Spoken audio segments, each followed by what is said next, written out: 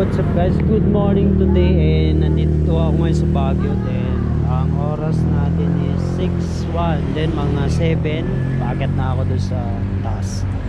Napakatarik kasi.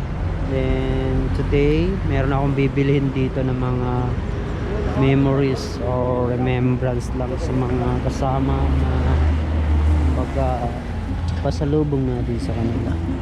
Ayan, pipili ako dito ng 10 pieces or 5 pieces na kukunin natin, no? Meron kasi dito design. Yan yung design. 5 and 10, 20, 30, 40, 50.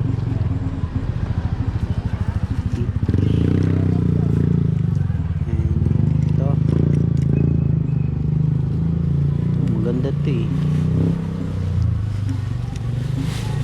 Saan maganda? Strawberry, Baguio. Ito 5. Tapos dito pa 5 pa. 10, 20,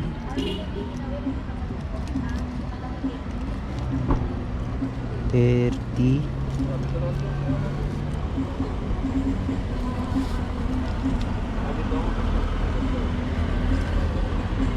40,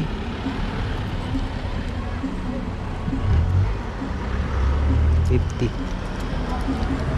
5 yan. Bali 100 eh.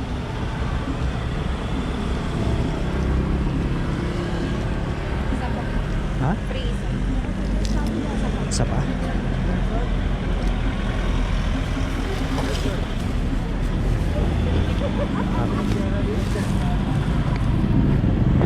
Okay, nakakuha na ako ng